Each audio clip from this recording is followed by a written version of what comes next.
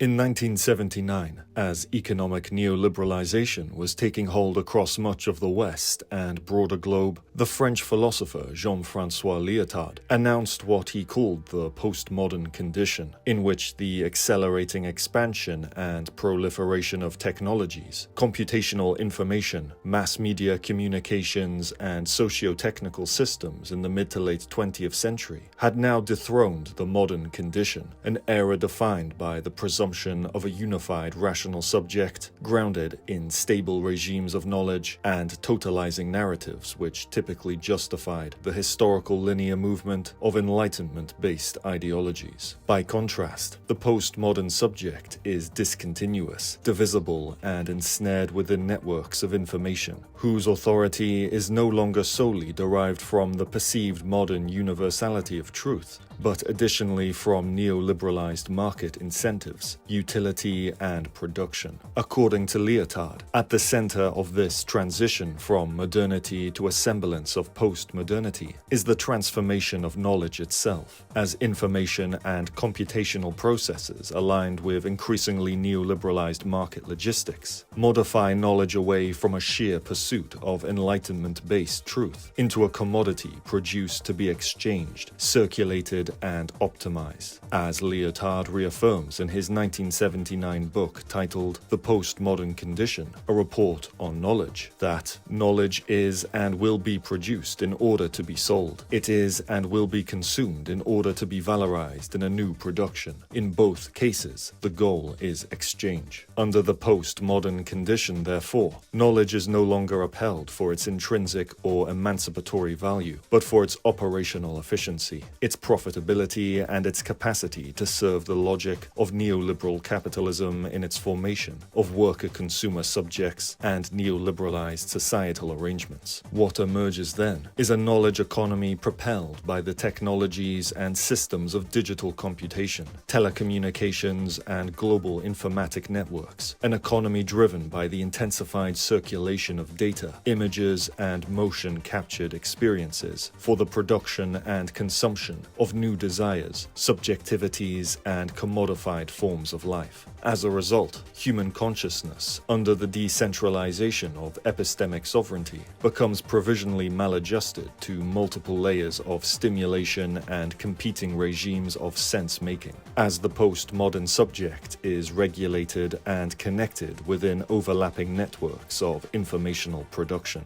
Continuing from the postmodern condition philosophically inaugurated by Lyotard, the French philosopher Jean Baudrillard further observed that the knowledge economy of expanding neoliberal capitalism not only reorganizes the production of knowledge, but actively fragments human perceptual reality itself, generating signs, images, and interfaces that substitute for the real. In this apparatus of reality production, what Baudrillard coins as simulacra and simulation become not merely the dominant modes through which reality is produced and experienced, but the very mechanisms through which human experience is vitalized, mobilized, and metabolized into the operational circuits of the neoliberal society. As Baudrillard declares of the postmodern shift from representation to simulation in his notable 1981 book titled Simulacra and Simulation, that today abstraction is no longer that of the map, the double, the mirror, or the concept. Simulation is no longer that of a territory, a referential being, or a substance. It is the generation by models of a real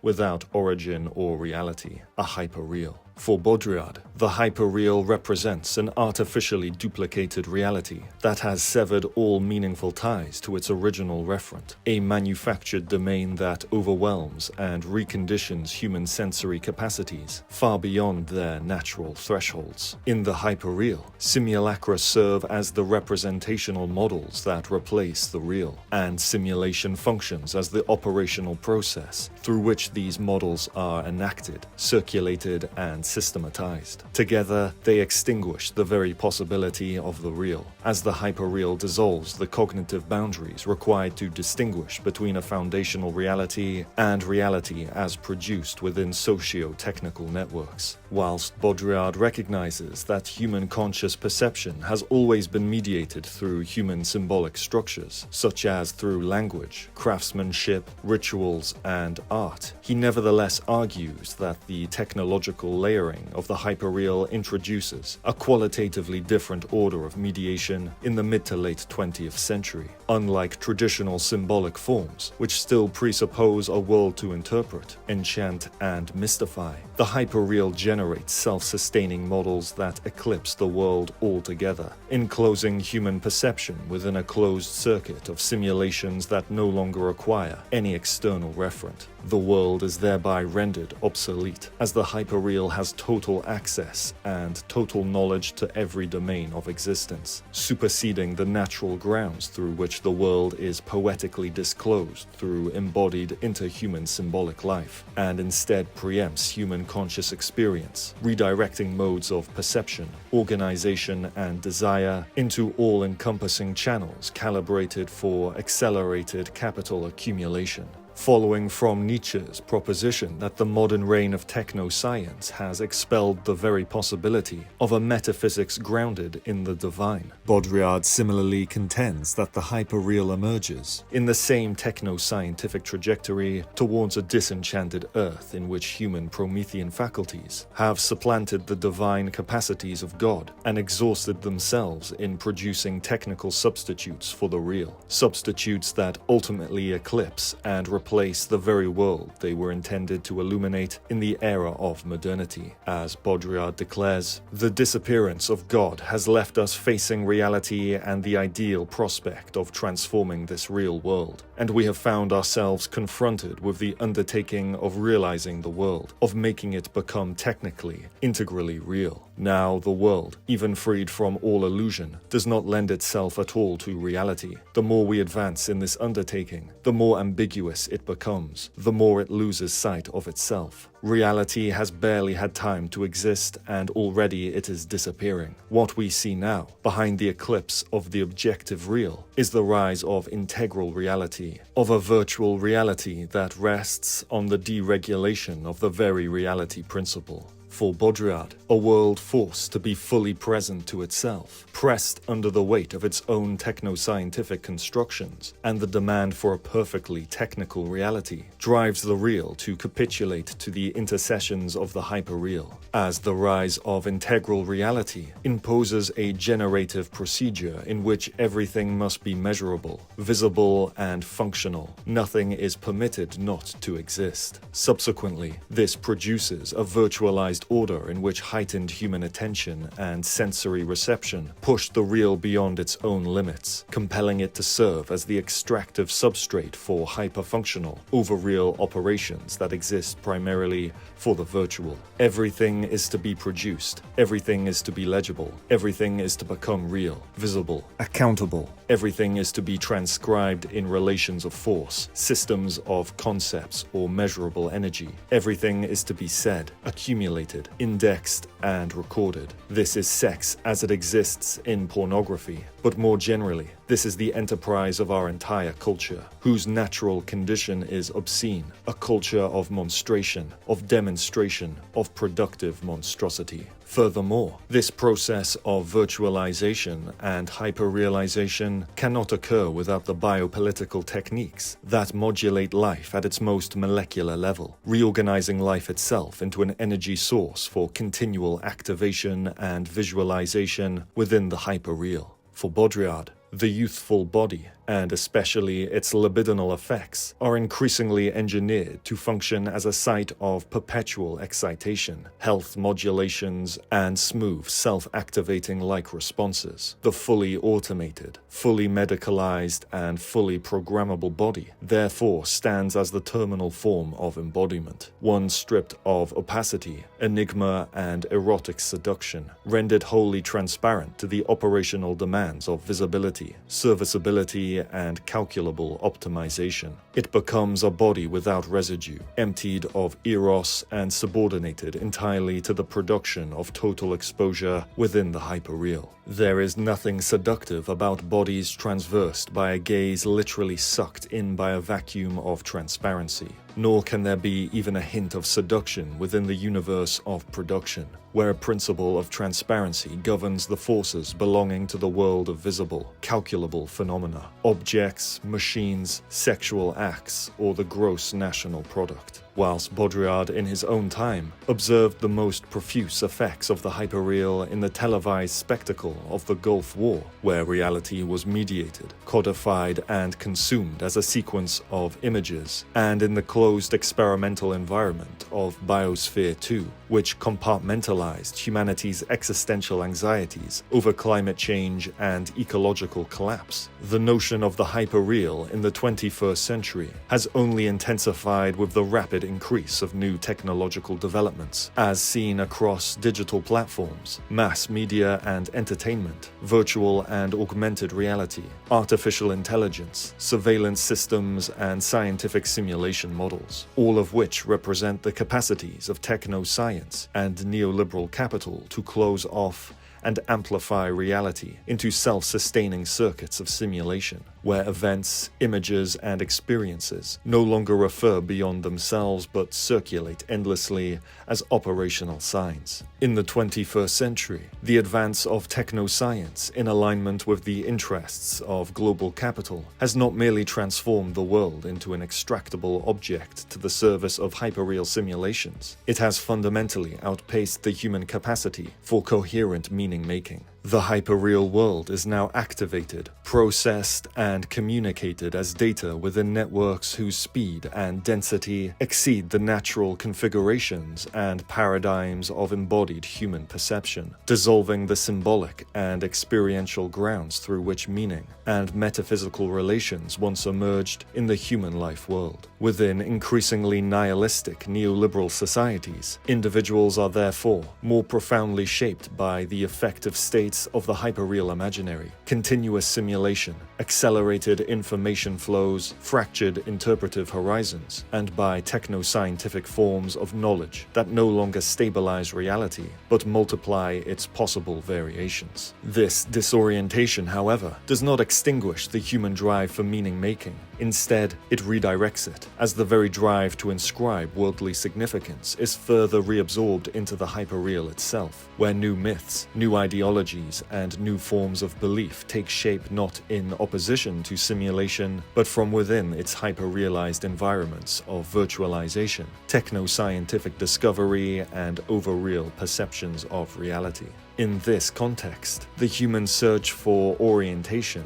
enchantment, and symbolic imagination migrates into new cultural formations, inculcating myth-making, religiosity, scientific knowledge, utopianism, and speculative eschatology surrounding advancements in various technological fields. These phenomena are not anomalies or deviations, but symptomatic expressions of a world in which reality has been metabolized by its simulations, and in which human meaning-making must now unfold within and be conditioned by the very cybernetic networks that have destabilized it in the era of neoliberal capitalist modernity for the 21st century.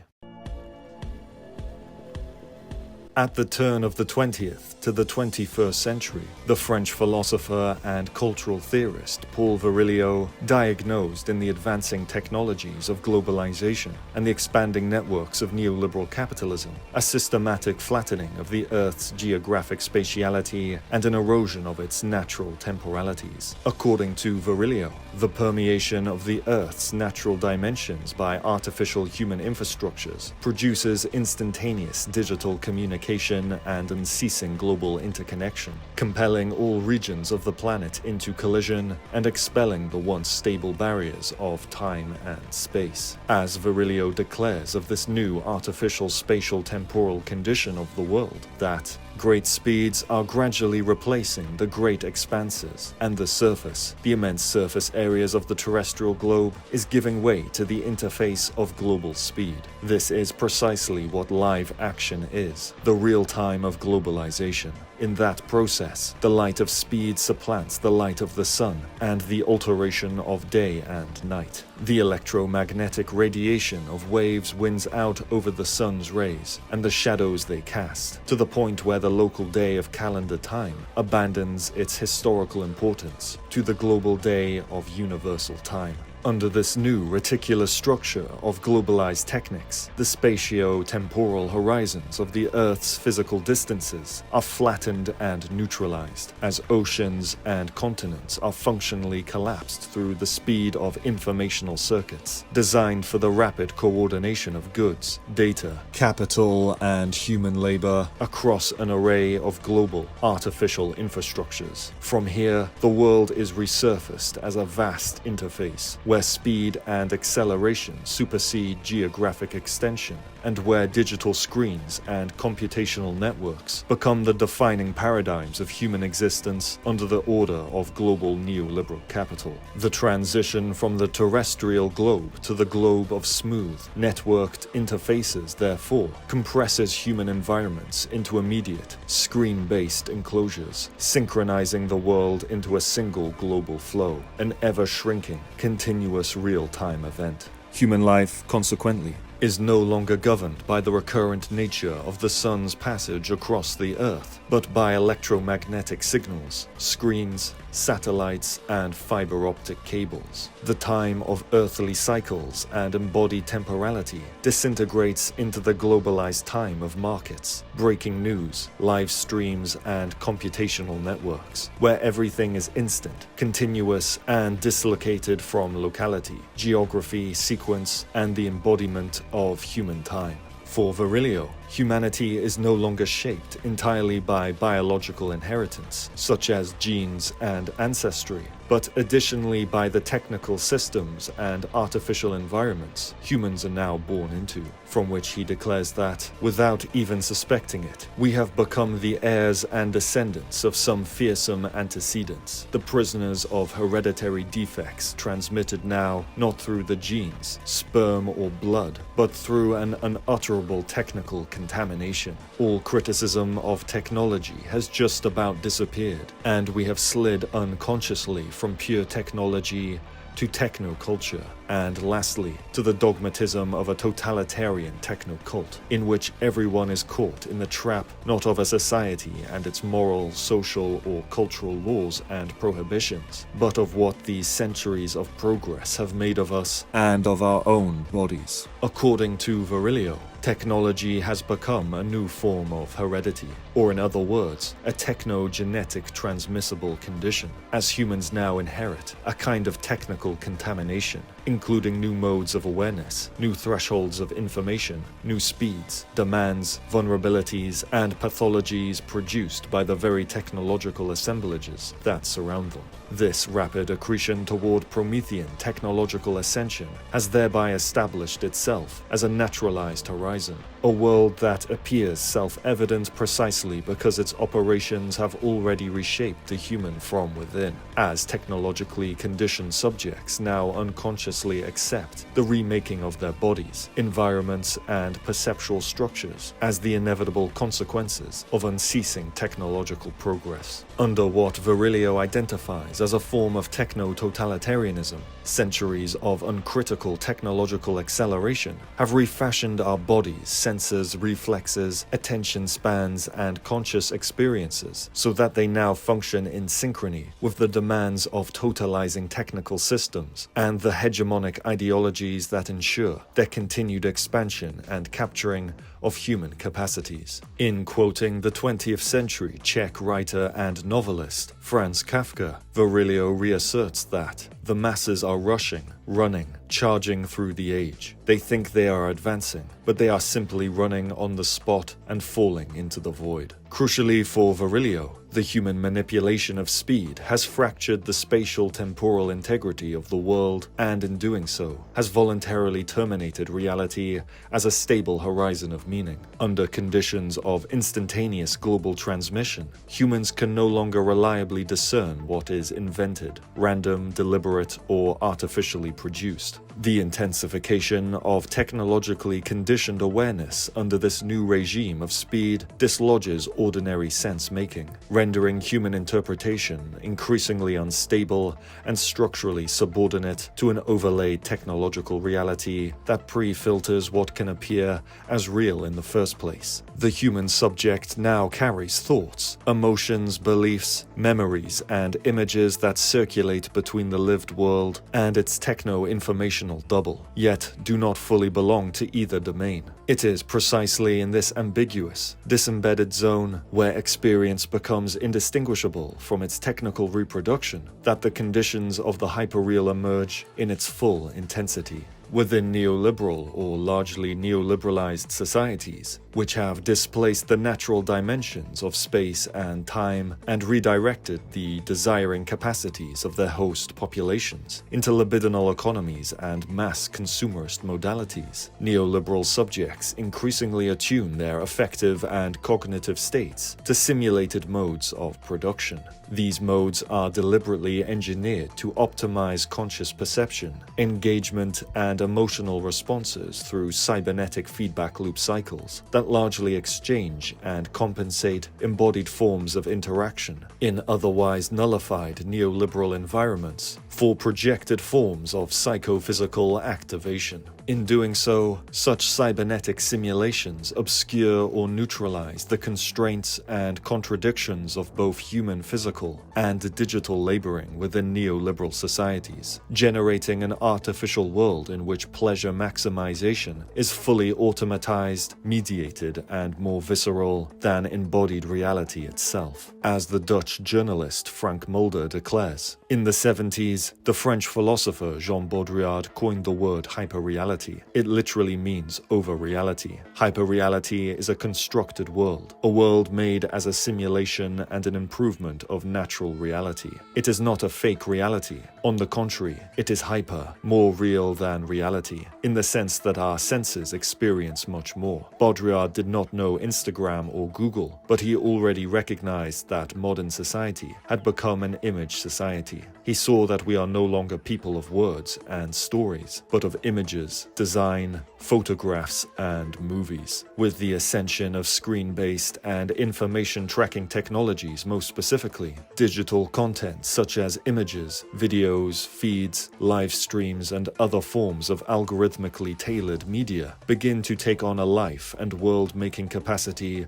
of their own, siphoning off the parameters of the real into surface-based zones of circulation and display, generating environments that no longer refer back to any original source and instead operate as fully autonomous realities. According to Mulder, a defining mechanism of this hyperrealization is the compartmentalisation of embodied human engagement into controlled spatial modules, such as malls, gyms, co-working hubs, lifestyle complexes, digital platforms, and other rationalized environments that purify, sterilize, and optimize modes of being and thought in accordance with neoliberal imperatives of productivity and capital accumulation. The hyperreal world, therefore, becomes increasingly miniaturized, condensed into living containers and interface-based environments in which experience is regulated, pre-formatted, and generated beyond the confines of time and place. To get rid of the calories, I cycle, not out in the rain, but in a climate-controlled room with healthy, fresh air at exactly the right temperature, where I can keep track of my heartbeat and other useful data. I can even choose to do this behind a screen, with an inspiring landscape, since science points out that images of nature are still stimulating for our brains, something we inherited from our Paleolithic forefathers. In China, the New Century Global Center in Chengdu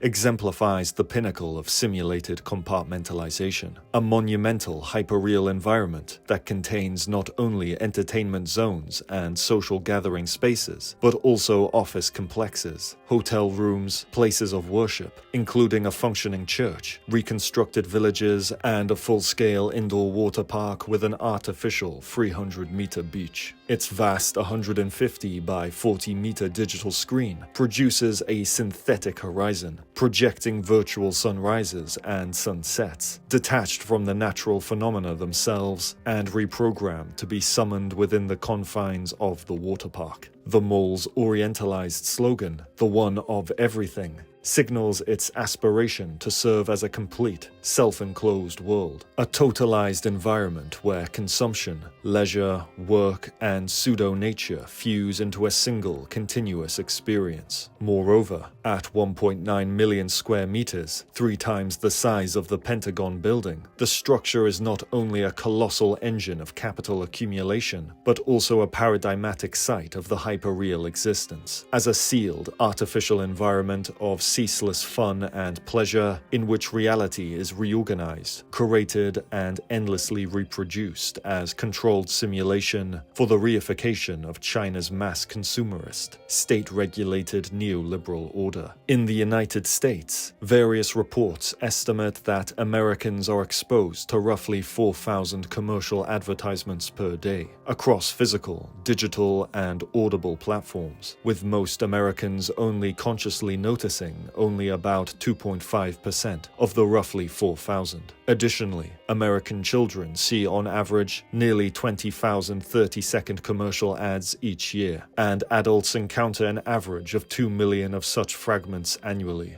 with 5.3 trillion commercial ads displayed online each year. Together, both the companies of Google and Meta generated $368 billion in advertising revenue in 2023, and global advertising spending is projected to reach $1.17 trillion by 2028. Such figures reveal how advertising functions as a continuous field of sensory microstimulations, partitioning experience into discrete, optimized units of desire, nudging, and effective modulation. In this sense, the neoliberalization of American society since the mid to late 20th century has produced a landscape of compartmentalized projection surfaces and spaces from screens, feeds, billboards, strip malls, corporate interiors to play centers, each engineered to modulate perception and behavior within a fantastical reality of emotionally positive sensory increasing vectors that systematically neutralize the destabilizing contradictions of negative affects, replacing inattention with a flattened consumer serenity.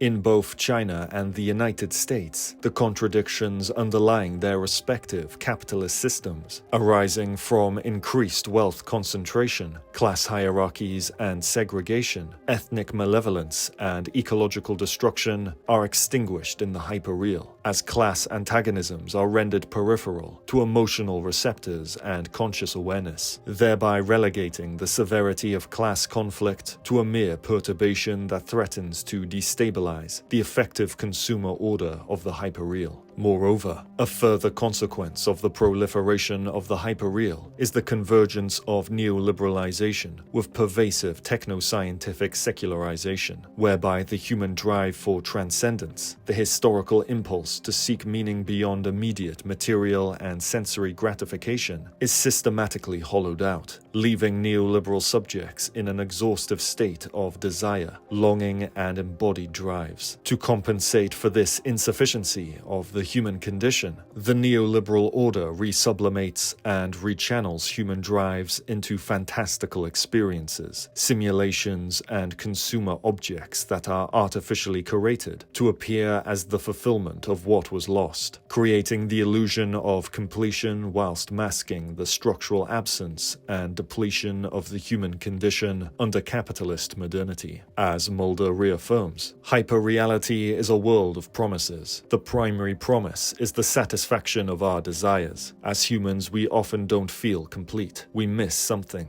We think that we will be happy if we find it. The object we miss can be abstract, like love or safety, but it can also just be a smartphone, the right scent, perfectly shaped hips, or a free-standing house with a garden. This feeling of missing something is stronger in a secular culture, where we generally don't believe anymore in a spiritual goal for our lives. There is a void deep within us. Marketers know this, and they use it. But we have arrived in a society where we already have everything. everything, and yet we still feel this void. So we start to search, not for things, but for experiences. We long for the next experience. We long for the best massage, the most impressive concert, the best island, or for festivals offering all of this. We have become what economists call an experience economy. We are looking at our own lives more and more as a chain of experiences, whilst hyperreality provides a seemingly endless chain of sensory experiences, producing a compulsive drive toward experiential fulfillment. The American media theorist Alan Shapiro argues that it manifests within the conditions of hypermodernity, an excess of modernity driven largely by the technologies of the Fourth Industrial Revolution, which bring brain-centered techniques, biology, information, and matter into an intensified convergence of techno-scientific development. Under hypermodernity, therefore, the past loses its stabilizing authority. The future is continually deferred, and the present becomes a perpetual hyper-present, where immediacy, speed, status, optimized technical efficiency, and incessant desire are inscribed into human relations, perceptions, and actions. Within this mode of existence, all phenomena, including objects, experiences, images, information, and even human emotions, are simultaneously summoned into hypervisibility and dissolved into fleeting, consumable moments, leaving nothing stable or autonomous outside the accelerating administration of the hyperreal. As Shapiro declares that, there is a dramatic change in the experience of time. We live in a perpetual hyper-present. Time has become overstressed and highly individualized. Most people are overworked. The individual seeks pleasure as a priority, but is burdened with tension and anxiety. Hypermodern life places excessive demands on the person. Extreme mobility, flexibility, always the fastest, the newest, and the most. There is a ubiquitous desire for recognition, or the seeking of hyperattention from others. We invent our emotions in the immediate moment. The hypermodern crisis of time also provides an explanation for the rise of neo-fascist populist movements. Given the disappearance of historical meaning, there is widespread nostalgia for its reappearance, albeit in the guise of a simulacrum of itself. For Shapiro, the temporality of hypermodernity intensifies the effects of hyperreality, compressing human consciousness into a state bound to instantaneous experience, leaving little space for reflection, continuity, or engagement with enduring structures of meaning and worldly significance. Crucially, however, the structures of modern power and control, once exercised through religious or ideological narratives, laws, and institutions, have under hypermodernity shifted to micro levels of influence mediated by informatic and cybernetic systems, as the post-Cartesian subject is rendered simultaneously both object and agent, an object of biopolitical algorithmic categorization, datafication, and surveillance, and a subject capable of navigating, interpreting, and adapting to these highly engineered informational and hyperreal conditions. As Shapiro reaffirms, hypermodernism is associated with informatics, new media, and new technologies. In hypermodernism, the power and control exercised via narratives and fictions in the media technological society now get implemented on much more detailed micro levels via algorithmic informatic codes and digital, virtual, and cybernetic technologies. We have become an informatic society. We are subjected to algorithms, data collection, big data analytics, surveillance, the deterrence of self-surveillance and mutual surveillance in every area, from participation in simulation social media to targeted advertising to bureaucratic interactions with governmental agencies. We are immersed in systems of informational and informatic power. We are coded as subjects of human data processing,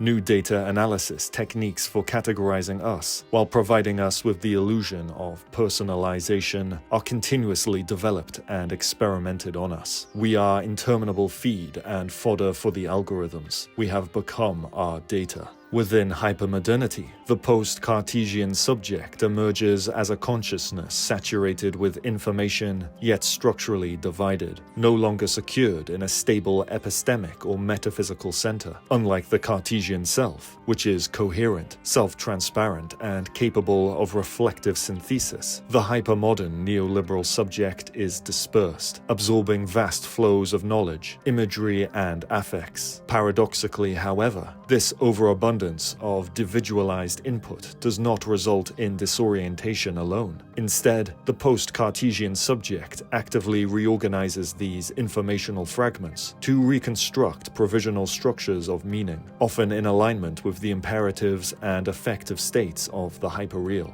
In other words, hypermodernized humans no longer derive significance from stable external reference or metaphysical regimes, but from synthetic worlds of curated images, symbols, experiences, data flows, and techno-scientific paradigms, resulting in a constant negotiation between overexposure and the drive to reassert order in a secularized post-metaphysical society. Indeed, the MAGA movement in the United States represented an attempt to collectively restructure the formations of the hyperreal in the wake of the 2008 financial crisis, which exposed the instabilities and contradictions of American-centered neoliberal capitalism. By cultivating nostalgic and commodified references to the Trump celebrity phenomena, traditional American life, small-town values, and national military greatness, and by reasserting nationalist and exceptionalist and evangelical Christian identities in alignment with broader populist messaging, the MAGA movement effectively quelled class consciousness and muted awareness of the legacies of capitalist exploitation and imperialist expansion,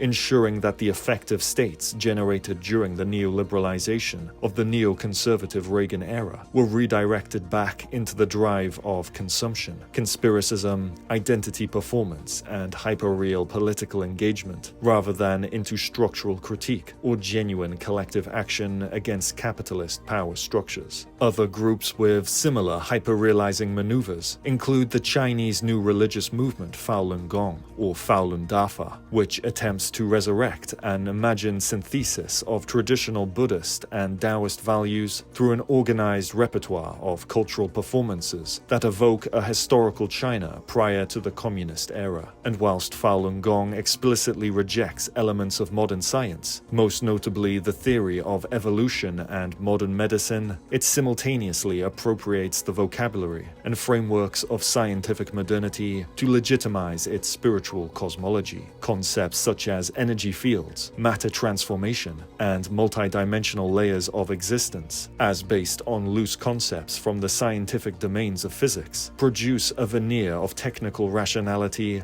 that stabilizes its pseudo-scientific ritual practices. Moreover, the movement's quasi-astronomical cosmology, its moral cultivation schemas, and its biomedical assertions concerning qi, immunity, and bodily purification construct a scientized metaphysics of the body, transforming traditional spiritual practices into what appears to be a technically consistent ontology, coupled with its ideological commitment to anti-communism and to a hyper-stylized image of a pre-communist cultural essence. Falun Gong ultimately does not recover an authentic past. It produces a hyper-realized version of China, an artificial reconstruction assembled from cultural fragments, symbols, and selective interpretations of tradition and science. In this sense, Falun Gong offers its adherents a hyperreal anatomy of meaning, one in which scientific terminology, spiritual aspiration, and political antagonism are fused into a single, simulated worldview, providing a substitute for the lost transcendental pillars of modern Chinese life. Fundamentally, this positioning of the post-Cartesian subject as both saturated and self-organizing reveals how the logic of the hyperreal extends beyond everyday consumer attitudes into domains of belief and aspiration, where humans continue to construct meaning in worlds that are themselves artificial, virtual, and infinitely manipulable. A hypermodern condition in which techno-science quietly surpasses the authority once held by divine divine and sacred orders, and from which the virtual is now the producing source for the reinscribing of ontological certainty, metaphysical coherence, and even civilizational eschatology against an otherwise nihilistic condition. The very pillars of ancient human sanctuary are now forces of emergence, circulation, and eventual dissipation within the confines of the hyperreal.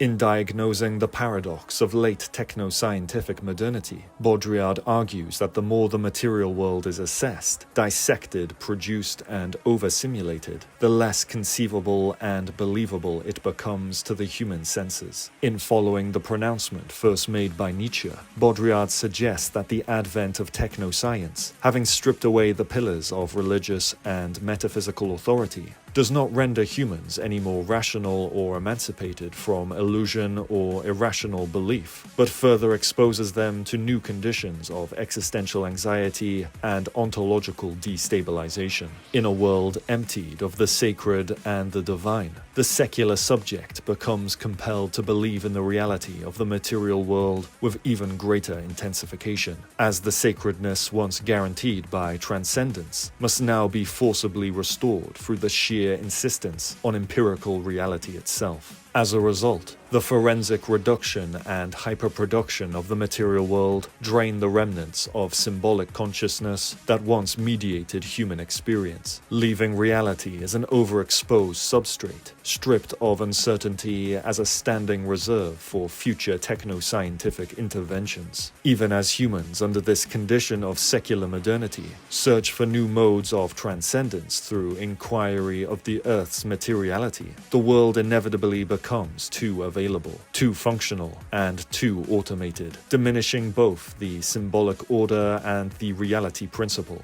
as the excess of possibilities emerging from the real collapses into the hyperreal, as the world ceases to coordinate with embodied human sensory habitation. As Baudrillard reaffirms that, it is when one is no longer sure of the existence of God, or when one has lost the naive faith in a self-evident reality, that it becomes absolutely necessary to believe in it. We invested reality with the whole of our imaginary, but it is this imaginary that is vanishing, since we no longer have the energy to believe in it. Even the will has gone out of it. The passion for reality and the passion for truth have gone. All that remains is a duty of reality, a duty of truth. Henceforth, we must believe in it, as doubt sets in everywhere. As a product of the failure of the systems of representation, reality becomes an absolute imperative. It becomes the foundation of a moral order. But neither things nor people obey a reality principle or a moral imperative. It is the excess of reality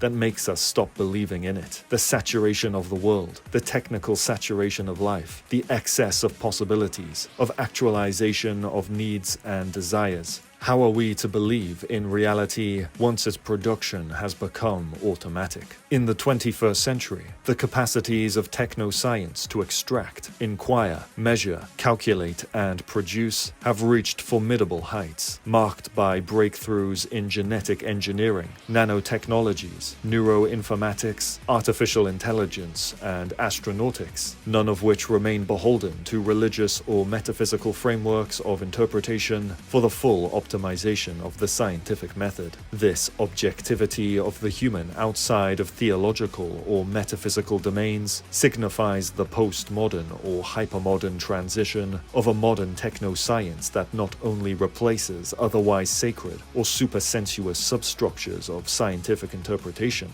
but actively terminates the need for any non-scientific influence or interpretation altogether, crucially rendering the human subject both epistemologically and metaphysically untethered in the construction of knowledge. As the writers Bryan Sentes and Susan Palmer reaffirm, both the death of God and postmodernity are admittedly ambivalent notions. Philosophically, the postmodern condition has been articulated as an incredulity towards meta-narratives, or the death of the Cartesian subject as the epistemological and metaphysical foundation of the modern scientific worldview. The death of God, more generally, signifies the replacement of a theological interpretation of the world by a natural scientific interpretation. The death of God is then the withdrawal or dispersion or disappearance of the metaphysical, the supernatural or the supersensuous world upon which, hitherto, the sensuous, natural, physical world relied for its substance, meaning, and value. Contemporary science and technology do not need to include God, the absolute, or being in their theories, measurements, calculations, or planning.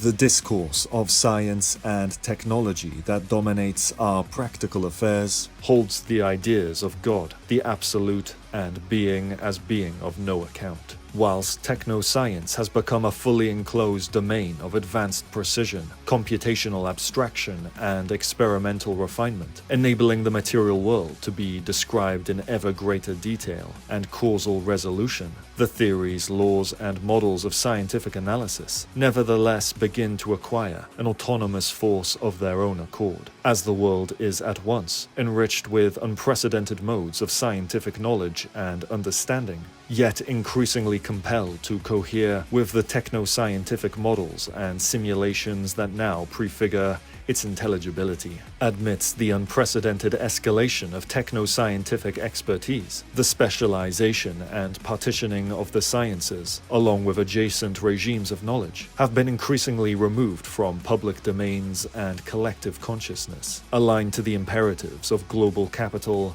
and state administration, ensuring the continuous opening of new markets, new modes of extraction and consumption, and new techniques of biopolitical governance. Under the hegemony of a neoliberalized and compartmentalized techno-science, therefore, the global masses, now largely detached from any unified symbolic order, inherit a discontinuous, disenchanted, and internally contradictory archive of fragmented knowledge, which is circulated and recirculated with little regard for coherence, ethics, or intelligibility. Information is at once hyperabundant and strategically withheld, producing a neoliberal subject that is overexposed and underinformed, and compelled to navigate a world both technically precise and imaginatively inexplicable. Indeed, with the rise of New Age movements, conspiracy theories, UFO religions, alternative medicines, sci-fi-based popular sciences, AI cults, transhumanist spiritualities, and other ultra-modern ideologies, new articulations of human meaning have attempted to reconstruct the conceptual and affective spaces left vacant by the withdrawal of traditional religious and metaphysical systems. In a secular, hypermodern world overwhelmed with information, images, and simulacra, these movements construct new constellations of intelligibility,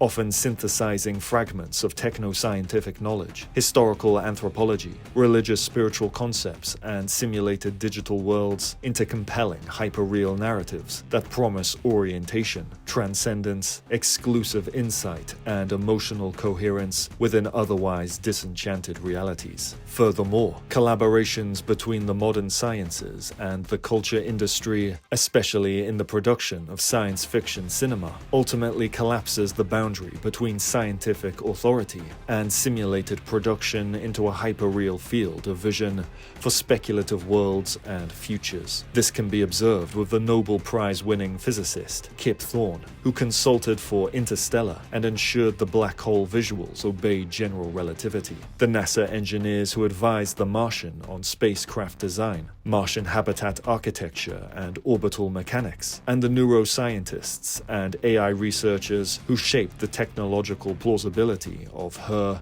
and Ex Machina. In turn, corporations and techno-scientific institutions, from Microsoft to DARPA, notably recruit science fiction authors and speculative futurists to refine techno-scientific futures and normalize emerging techno-political discourses. Together, these reciprocal directions of scientific legitimation and pop-cultural pre-enactment form a cybernetic feedback loop, in which scientific concepts become raw material for the hyperreal imaginary, sustaining mass entrancement through technophilic spectacle and enabling ideological capture, for elite interests in space. For the Italian researcher Roberto Paura, this phenomenon of techno-scientific knowledge being continuously adapted and reinterpreted by those outside of the scientific domain is not a recent occurrence, but rather a long-standing structural condition of modernity, in which science is never received in its raw epistemic form, but is always translated into narratives, metaphors, and imaginaries that exceed its original scope, from which he declares that we are living in a quantum moment, heir to the Newtonian moment that dominated the popular vision of science throughout the 18th and 19th centuries. Popular culture appropriates the concepts of quantum mechanics, applying them to the public discourse, just as Newton's laws once influenced public debates, introducing the idea of the natural laws of society. Notions such as quantum uncertainty or quantum entanglement are transposed into the common language and applied to prosaic phenomena such as politics or relationships. But the appropriation of new scientific conceptions by popular culture is not an exclusive phenomena of postmodern times. The Copernican revolution made its appearance in literature in John Milton's Paradise Lost. Newton's discoveries on the nature of light influenced poets like John Keats and political theorists like Thomas Jefferson. Einstein's theory of relativity influenced the works of Joyce, Woolf,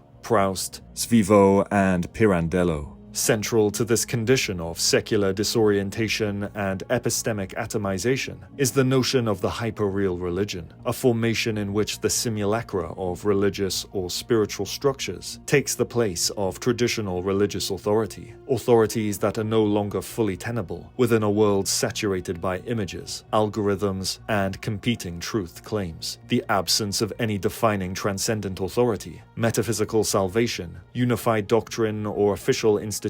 to be found in hyperreal religions, features that ordinarily define traditional religious systems, enables rapid, improvisational forms of belief to flourish, as the hyperreal produces meaning faster and more intensely than inherited theological traditions, instead of slow, doctrinal coherence defined by canonical texts and defined places of worship. Hyperreal religions provide largely instantaneous formations of meaning, assembled from the endless semiotic surplus of digital subcultures and archetypes, and the collapse of stable meaning under the conditions of infinite simulation. According to the religious historians Karol Cusack and Pavel Koznak, the notion of hyperreal religions is a term derived from Jean Baudrillard's notion of the hyperreal, in which a new reality logic based upon simulation rather than representation constitutes the dominant organizing principle. Hyperreal religions challenge notions of divine legitimacy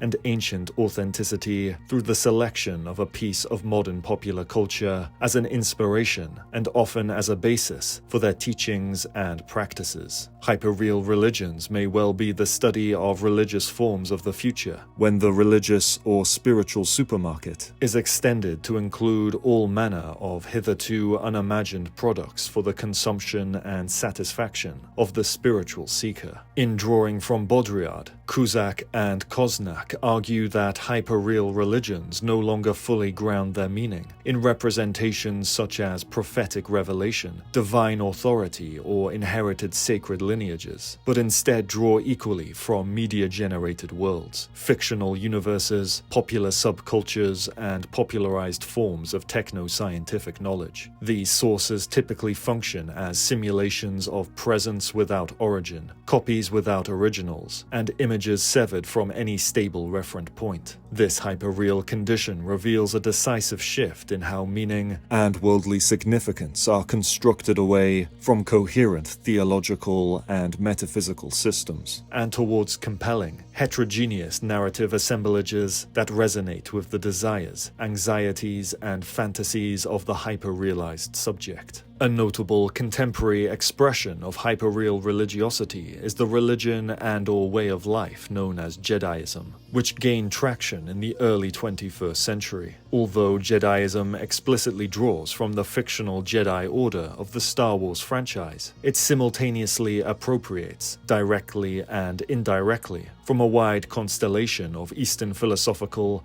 and religious traditions. The notion of the Force, whilst interpreted variously within Jediist circles, is broadly imagined as both personal and universal, an energetic continuum flowing through all living things. In its structure and vocabulary, the Force corresponds to concepts such as Tao or Qi in Chinese cosmology, prana in Indian metaphysics, and even the Holy Spirit within Christian pneumatology. At the same time, Jediism often assimilates contemporary scientific motifs, drawing loose analogies between the Force and fields such as quantum physics, systems theory, bioenergetics, and cosmology, thereby combining together mysticism and techno-scientific discourse in a distinctly hyperreal synthesis. Centered on the observance and cultivation of the Force, Jediism organizes itself around three core principles, those being focus, knowledge, and wisdom, and it prescribes practices such as contemplation, meditation, breath discipline, and in more esoteric circles, the aspiration towards Force abilities, like heightened intuition or telekinesis, with the aim of overcoming attachment, fear, ego, and negative emotions. From this disparate combination, Jediism promotes an ethic of compassion, non-violence, and egalitarian moral regard, with the goal not only of achieving personal equilibrium, but of cultivating oneself in service to others, recognizing through the Force the inherent worth and value of all life. Whilst Jediism can manifest as both roleplay and individual spiritual discipline, most adherents do not literally believe that the Force grants supernatural powers akin to the characters of the Star Wars universe. Rather, they interpret the Force, as represented in the Star Wars franchise, as a symbolic condensation of ethical insight, cosmological unity, and psycho-spiritual attunement, a narrative device that becomes a usable metaphor for personal self-discipline and moral orientation. Its hyperreal capacities, therefore, arise not solely from cinematic spectacle, nor from sheer empirical verification, but from its role as a compelling simulacrum, an aesthetic and effective construct that allows practitioners to extract meaning, coherence, and purpose from a fictional universe that appears more resonant, more legible, and more spiritually actionable than the disenchanted world of secular modernity. To distinguish them from those in the Star Wars fiction series, the Jedi take inspiration from the ideas and ideals of the fiction and its source materials to create a pragmatically spiritual way of life. Unlike in the fiction, Jedi of the real world are constrained by the limits of their worldly existence. There is no ancient organization which sends its members out on missions. There is no secret technique which is taught to pupils, allowing them to lift cars with their mind. Real Jedi are just people like any other. A further contemporary expression of hyperreal religiosity is the UFO religion of realism, or Raelianism, which was founded in 1974 by the French religious leader and former race car driver named Claude Vorilhon, or more commonly referred to as Maitreya Rael, or simply Rael. As a new religious movement, Raelism combines elements of ufology, extraterrestrial creation narratives, scientific futurism, techno-scientific transhumanism, and secular reinterpretations of God, spirituality, and salvation into a hyperreal religious system which presents itself as rational, semi-scientific, semi-atheistic, and largely, although not entirely, compatible with modern scientific discourses, additionally viewing all forms of UFO phenomena as evidence of its creed. According to the creation narrative of the Raelian movement, humanity was created by a technologically advanced extraterrestrial species known as the Elohim, who seeded life on Earth using advanced biotechnologies, which were later misinterpreted by humans as divine acts by divine beings. In this framework, the prophets of all major world religions, including Moses, Buddha, Jesus, and Muhammad, are understood as emissaries sent by the Elohim to guide humanity toward a universal moral order. Therefore, humanity in the modern day is positioned at the threshold of a new scientific era and biological transition, as the Elohim are expected to return once humans construct an embassy for their arrival, inaugurating an era free of war, suffering, and violence, as the employment of extraterrestrial biotechnologies such as cloning and genetic engineering will realize human immortality upon Earth. Consequently, realism adheres to a pronounced techno-scientific progressivism, embracing biotechnological and genetic advancements as essential steps toward the return of the Elohim and the transformation of humans towards becoming Elohim-like. The Raelian movement's original symbol was itself a deliberate simulacrum, combining the Star of David with an Eastern swastika, intended to signify the unity of scientific creation, cosmic eternity, and humanity's shared extraterrestrial origin. However, as the movement grew in visibility, particularly in Western countries where the swastika is overwhelmingly associated with Nazism, the Raelian leadership elected to modify the emblem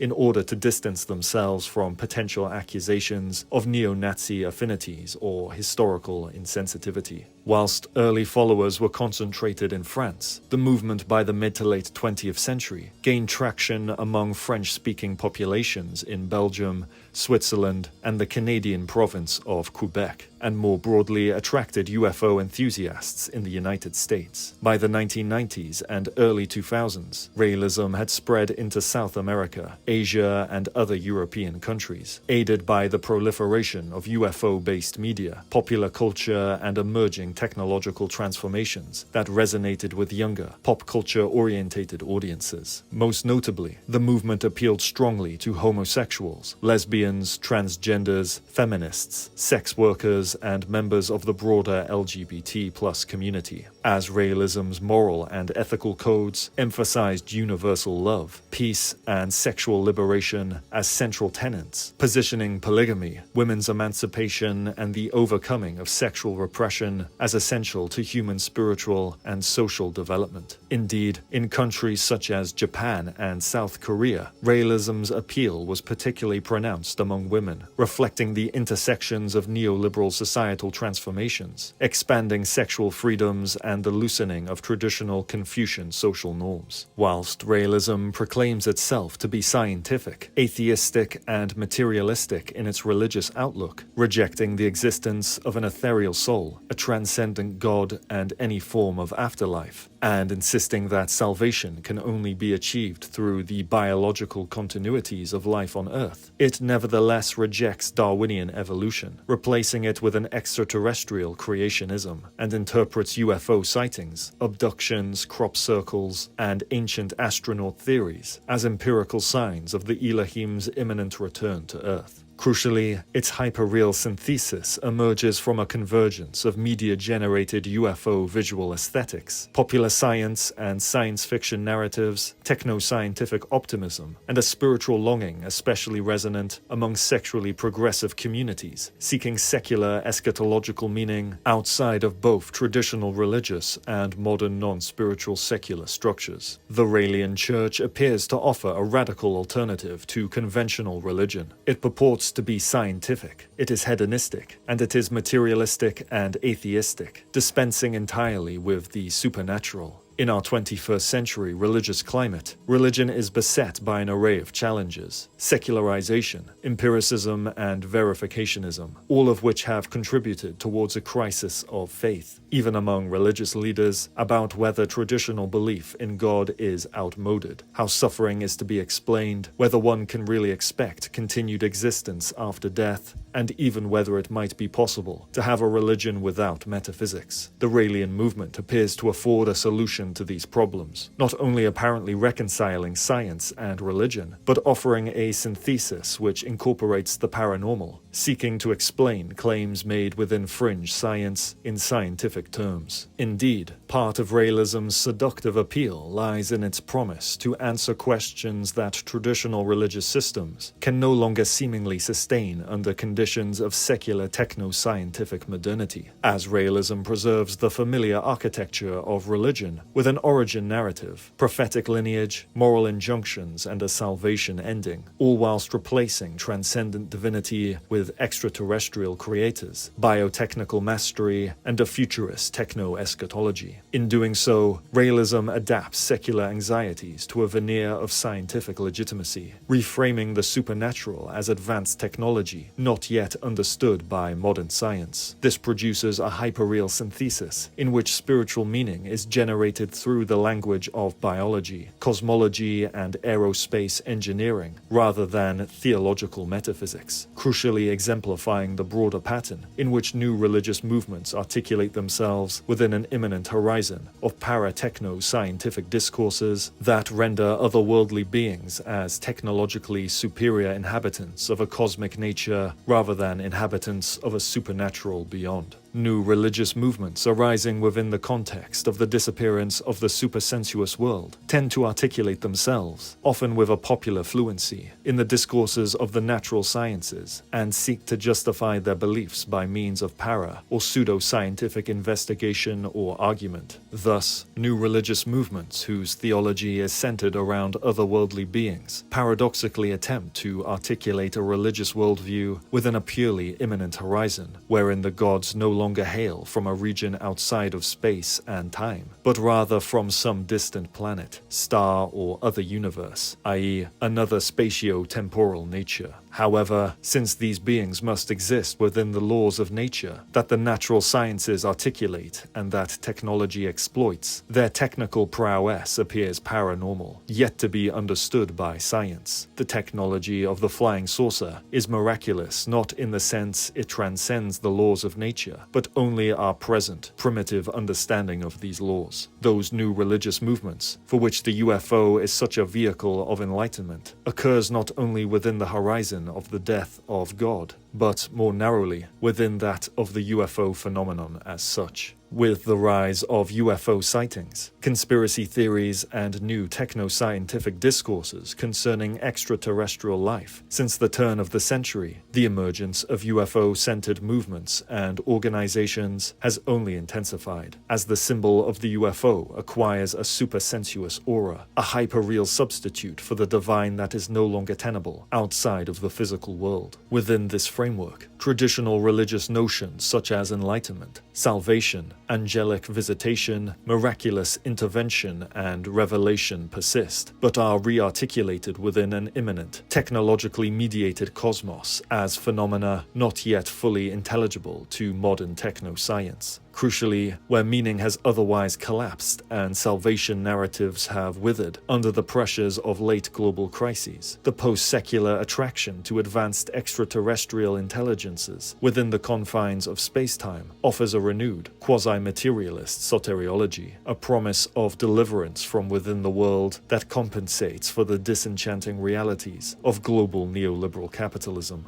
Moreover, the cultural, geopolitical, and epistemic weight of UFO sightings has also compelled various branches of the United States government to establish techno-scientific institutions, most notably the All-Domain Anomaly Resolution Office, to investigate unidentified aerial and anomalous phenomena for purposes of national security, scientific research, and aerospace policy, thereby further legitimizing the ontological seriousness of UFOs and potential extraterrestrial life. Indeed, the drive to uncover potential alien cover-ups by the United States government and broader world governments is a defining feature of contemporary UFO conspiracy movements and the shift toward a hyperreal political and socio-cultural imagination. In the 1990s, the American TV show named The X-Files became a cultural catalyst for this shift, as its repeated mantra, "Trust no one," encouraged viewers to inhabit a world where conspiracy narratives were elevated above fringe beliefs and towards plausible reality. For some, the show's depiction of secret government-alien relations blurred seamlessly into reality itself, producing the belief that its plotlines were not fictional at all, but coded disclosures designed to prepare the public for an imminent unveiling of hidden alien truths. In this sense, The X-Files did not simply portray conspiracy, but actively assisted in the production of a hyperreal narrative, in which the boundary between media fiction and political reality collapsed, and suspicion became a default mode of personal inquiry amongst the largely American-based viewership. For Paura, this relation between the real and the hyperreal typically reveals itself in the recursive loop through which cultural fictions, media narratives, and speculative imaginaries become taken as empirical clues, where otherwise simulated representations meant as entertainment are reinterpreted as encrypted messages about the actual structure of reality, from which he declares that mistaking fiction for facts is a typical postmodern process in which the difference between reality and hyperreality disappear. For instance, the idea that the universe can be a computer-based simulation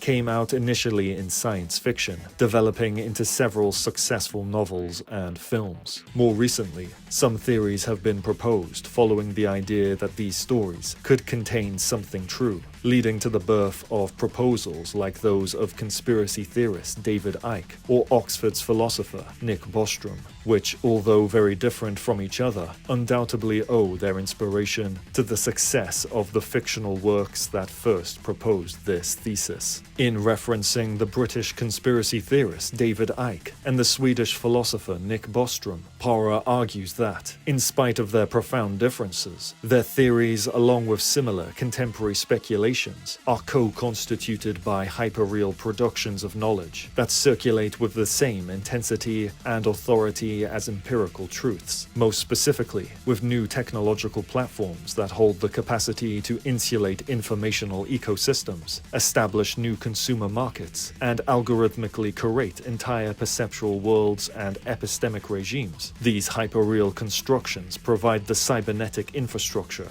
through which alternative theories of reality and knowledge emerge, gain coherence, and acquire the appearance of plausibility. Emerging from these new regimes of truth are most notably QAnon, the anti-vax movement, and the Flat Earth community, formations that thrive within hyperreal informational environments and appropriate fragments of techno-scientific discourses and knowledge to construct self-sealing alternative realities. In the case of QAnon and the broader anti-vax movement, alternative medicines and biomedical conspiracies function as substitutes for institutional science, offering hyperreal forms of expertise that promise secret knowledge of hidden cures and malevolent plots, whilst the Flat Earth community mobilizes pseudo-astronomical reasoning and selectively curated digital evidence to fabricate a counter-cosmology that displaces the scientific worldview altogether. Unlike UFO religions, however, these loosely networked organizations, often entangled with or influenced by American evangelicalism, tend to reify traditional conservative Christian moralities and belief systems, deploying them as counter-narratives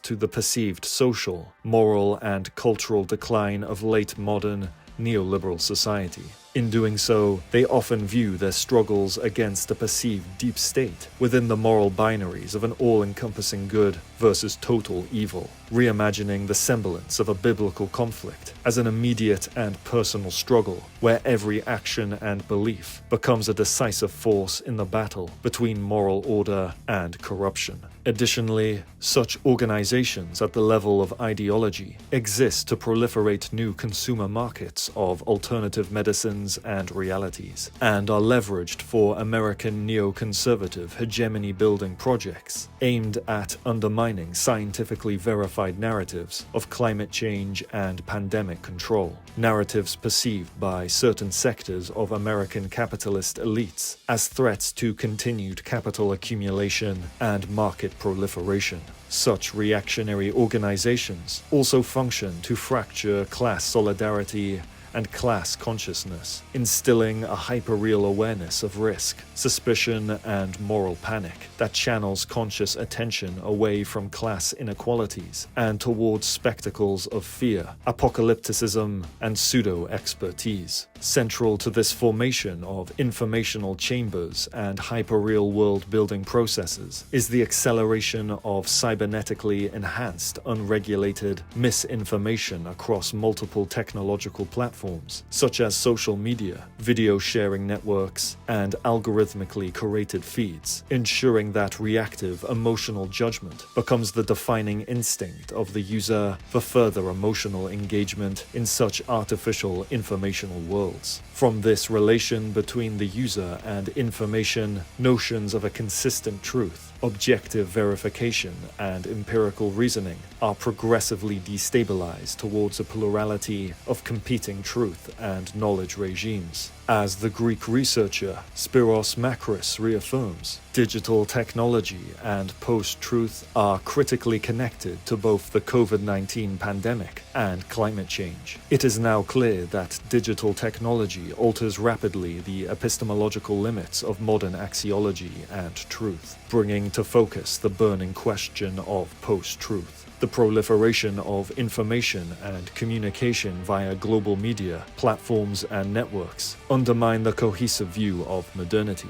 revealing the multiple regimes of truth in a postmodern world that reign in relativism and post-truth. Through digital pluralism, the real is turned into a chaotic and liquid spectrality, just as digital technology demarcates epistemic authority into competing regimes of truth and knowledge, producing what Makris considers a liquid spectrality. In the perception of events such as the COVID-19 pandemic and climate change, similar dynamics govern the public and elite engagement with the emerging techno-scientific frontiers of artificial intelligence and planetary colonization. Within these techno-scientific domains, the hyperreal production of speculative futurism, endorsements by prominent figures, and the selective amplification of techno-scientific knowledge enable capitalist elites to inhabit informational realities aligned with their corporate and market interests that construct actionable truths not from empirical consensus alone, but from hyperreal simulations and narratives that reinforce elite prestige, capital accumulation, and control over future technological trajectories. For decades, Mars has remained outside the agendas of space agencies, to return after a revival of the idea of Mars colonization in science fiction, both in novels and in movies. Elon Musk has repeatedly admitted that he launched SpaceX with the aim of colonizing Mars because of his science fiction readings. An even more clarifying example is that of artificial intelligence. Beyond the spectacular successes of deep learning in the development of algorithms, the media attention has focused on the warnings by leading thinkers such as Stephen Hawking, Bill Gates, Elon Musk, and Nick Bostrom on the risks of developing artificial intelligences more intelligent than the human being, the so-called superintelligences, which could constitute an existential threat to our civilization. Private entities such as the Future of Life Institute are funding millions of dollars in research to minimize the risks of superintelligence, also influencing the agenda of the world's scientific community in this field, no matter if none can say whether the advent of superintelligence is really a possibility or is theoretically unfounded. In this sense, according to Paura, the catalyzing forces behind techno-scientific initiatives do not arise solely from internal scientific or technical imperatives, but also take visual and narrative form through their alignment with pre-existing simulated presentations, converging elite imaginations with speculative fiction and accelerating techno-scientific activities into concrete decision-making, institutional consensus, and public understanding.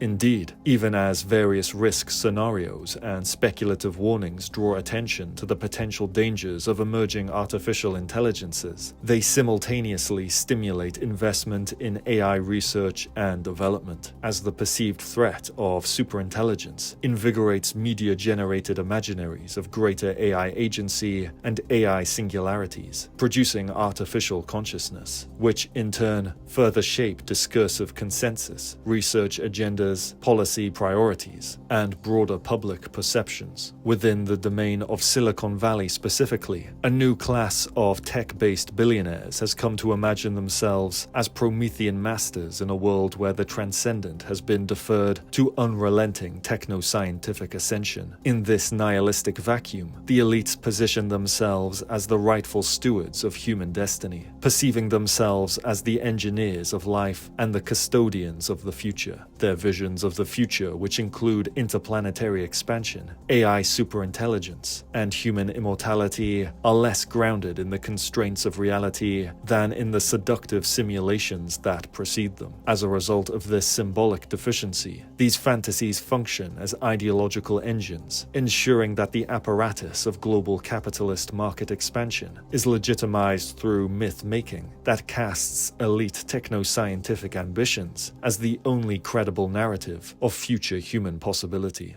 At the level of ideology, the drive to capture and integrate the hyper-realized affective states of entire populations is most visibly exemplified in the Second Cold War between the two superpowers of the United States and China, each competing for hegemony over the technological and informational infrastructures of the 21st century. Within this geopolitical paradigm, both states perform the appearance of a stable, foundational national ideology, yet each increasingly abandons the substantive content of its historical principles, instead transforming ideology into a strategic spectacle for domestic cohesion, global legitimacy, and geopolitical leverage. The result is an ideological theater in which both powers deploy symbolic narratives, not to reveal ideological truths defined by a set of tangible political values, but to manufacture effect, consolidate biopolitical power, conceal class contradictions, secure hegemonic influence across the emerging planetary order, and assert the nation-state as a new idol of reverence and sanctuary.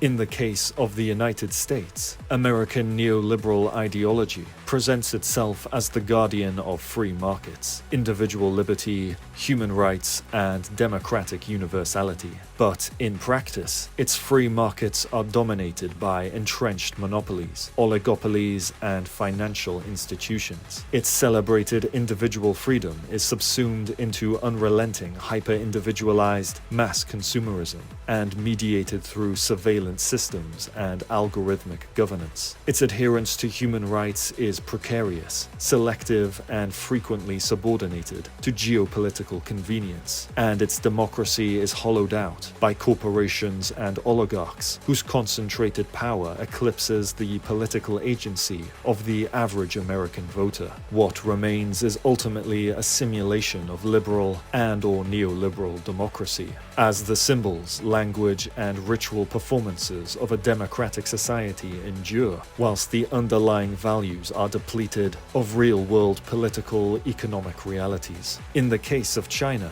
Chinese communist ideology presents itself through the vocabulary of Marxism, Leninism, and socialism with Chinese characteristics, proclaiming nationalist continuity with the Chinese Revolution and the long march toward a communist civilization. Yet, in practice, its claims to scientific socialism and class emancipation collapse under persistent class stratification, exploitation, and diminished worker rights. Its supposed commitment to a communist trajectory is neutralized and contradicted by the rise of billionaires, powerful private corporations, and expanding market frontiers, and its alignment with Marxist principles is further eroded by the proliferation of mass consumerism and hyper-individualized neoliberal social relations that do not further working-class struggles. What remains are the symbols, rhetoric, and ceremonial gestures of a revolutionary communist era, devices that stabilize national legitimacy, but which are fundamentally hollow simulacra, emptied of their emancipatory content and repurposed as instruments of technocratic state authority. Together, the ideologies of the United States and China are no longer defined by their lived, material conditions, but by hyperreal simulations and simulacra that allude to grand historical narratives they no longer inhabit. Liberal democracy in the United States, revolutionary communism in China. The rival between them is therefore no longer a struggle between capitalism and communism, but an interglobal techno-capitalist conflict over the future of biopolitical technologies and financial instruments that govern, extract from, and algorithmically shape entire populations towards expanding capital accumulation. Accordingly, both American and Chinese ideological systems demand uninterrupted market and capital expansion, the absorption of new labor and consumer pools, techno-financial hegemony, accelerated techno-scientific development, and planetary-scale access to raw materials and strategic informational networks. Under this ideological theater, genuine political alternatives, democratic imaginaries, and worker-based collective forms of power are displaced by competing hyperreal national mythologies, each proclaiming civilizational destiny, yet masking the same hierarchical megatechnical architectures of human organization and the same Promethean modes of resource extraction and consumption across the globe. In the wake of the death of God, hyperreal religions, ideologies, and other societal conditions emerge as the forms through which a disorientated humanity seeks orientation. These hyperreal constructions are imperfect responses to the absence left by eroded transcendence, representing attempts to create coherence amid a world saturated with images, data, and accelerating techno-scientific structures that exceed our inherited frameworks of perception. In this sense, hyperreality is a testament to the enduring human need to believe, to define meaning, to construct narratives capable of holding together an increasingly nihilistic and individualized existence. Even if these narratives take the form of simulations, they reveal that the human condition continually strives to remake its gods, its myths, and its guiding narratives, even when confronted with their abolition under uncompromising techno-scientific hegemony. Following from Kant's recognition that human beings never encounter the world as it is, but only through transcendental forms of intuition and conceptual mediation, and Nietzsche's insistence that truth is an assortment of necessary illusions, Baudrillard similarly contends that hyperreality is not a deviation from an underlying real. There is no primordial real to be rediscovered beneath the layers of signification. Rather, hyperreality is the environment humans now inhabit, a historically sedimented order of simulacra and simulation, emerging from the earliest symbolic abstractions to the technical media architectures of the present. For Baudrillard, however, the history of simulacra is not homogeneous, as the forms that emerge across epochs exert unequal effects upon the human condition. From here, he distinguishes between non-contradictory simulacra and simulation, the mode in which the world appears coherent, captivating, and self-confirming,